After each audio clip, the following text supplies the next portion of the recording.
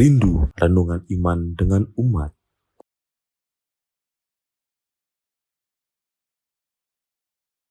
Para romo, Bapak Ibu, Saudara, Saudari, orang muda, anak-anak umat beriman yang terkasih dalam Tuhan Yesus Kristus. Bagaimana kabarnya di hari ini? Puji Tuhan, syukur kepada Allah. Karena sesungguhnya Tuhan kita adalah Tuhan yang luar biasa, Bapa yang maha baik, bahwa Ia menjadikan segala-galanya baik. Dan tentang hal ini sudah terjadi sejak awal penciptaan. Dan itu saudara-saudariku terkasih, apapun keadaan kita, situasi kita, harus kita sadari bahwa kita istimewa di hadapan Allah.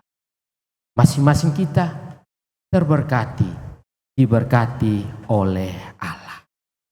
Dan ingatlah bahwa Allah tidak melihat harta kekayaan yang kita kumpulkan, tetapi melihat apa yang kita lakukan dalam kehidupan ini. Sifat sombong, tidak menghargai sesama, merendahkan sesama yang lain, sesungguhnya menunjukkan bahwa orang itu tidak beriman atau kurang beriman.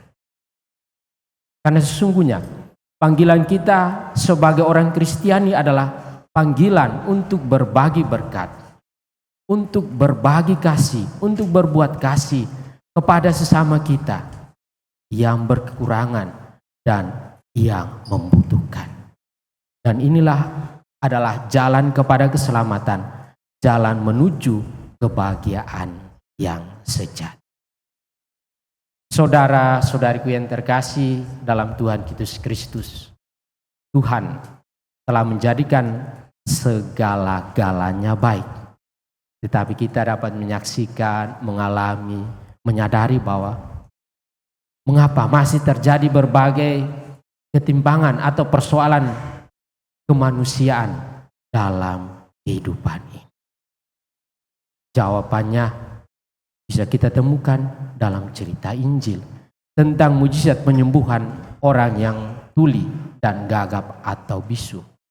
Penyembuhannya bukan hanya secara fisik saja, tapi ada memiliki makna tersendiri bahwa sesungguhnya bukan hanya buta, bukan hanya tuli atau gagap bisu seperti orang yang tunanetra, tetapi ada kebisuan, kegagapan, ketulian secara rohani. Banyak contohnya dalam hidup kita, dalam keluarga kita masing-masing, di lingkungan masyarakat kita, dalam kehidupan menggereja, bahwa ada orang-orang bahkan kita sendiri merasa cuek, acuh, tak acuh, tidak peduli, lebih mementingkan diri sendiri. Apalagi situasi saat kita ini yang mana oleh perkembangan teknologi yang begitu canggih, cara khusus dalam alat komunikasi. Setiap orang, bahkan yang dari bayi juga sudah ada hadiahnya untuk diberikan gadget nanti. Sampai opa oma pun pasti punya. Setiap orang punya itu. Lalu yang berikut bahwa pasti punya akun medsos tersendiri. Sekian banyak, beraneka ragam.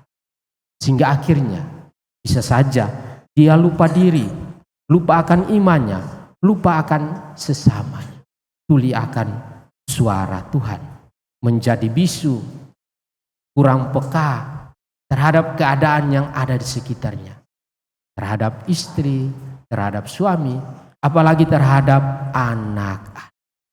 Dan inilah faktor yang menjadi penyebab segala persoalan dalam kehidupan kita. Saudara-saudariku yang terkasih dalam Tuhan Yesus Kristus, jika demikian, apa yang harus kita buat? Tentu tidak lain, bukan. Kita dituntut, diminta untuk memiliki kepekaan, kepedulian, keberanian untuk beraksi melalui kata dan tindakan. Peka dan tangkap dalam segala persoalan dan bertindak secara tepat dan benar. Bukan untuk mencari keuntungan bagi diri sendiri.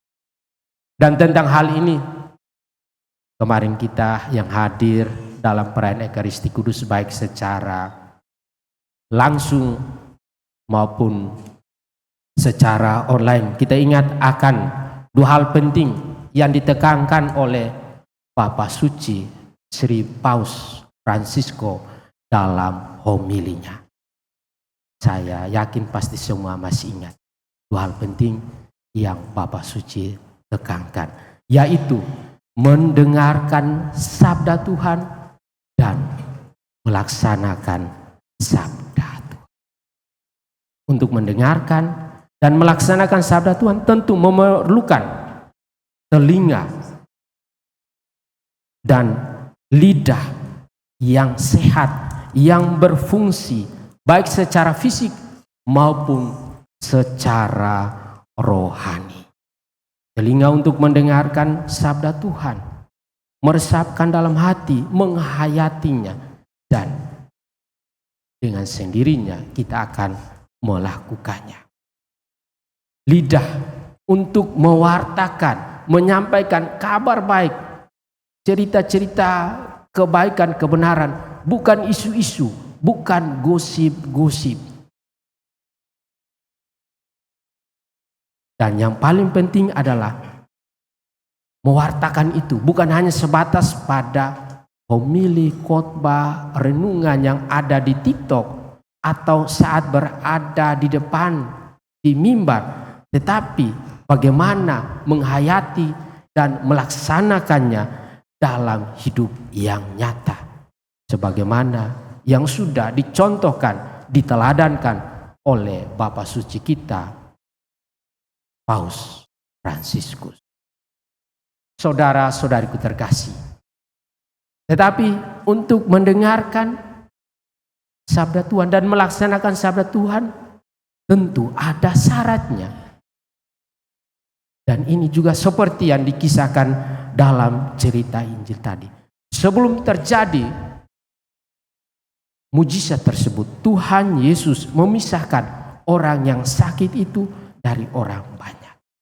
Maka supaya bisa mendengarkan sabda Tuhan itu dengan baik, mampu menghayati dan dengan sendirinya mendorong kita untuk melaksanakannya, kita harus memiliki waktu istimewa, waktu khusus untuk berjumpa dengan Tuhan melalui doa pribadi, melalui Ekaristi Kudus sebagai puncaknya, dan juga permenungan firman Tuhan, sabda Tuhan. Secara khusus di bulan ini adalah bulan kitab. Ada waktu untuk merenungkan sabda Tuhan. Saudara-saudariku terkasih, sudah Ekaristi harus pulang dengan gembira. Sesudah berdoa harus memiliki semangat yang luar biasa. Karena sesungguhnya Tuhan menjadikan segala-galanya baik. Amin.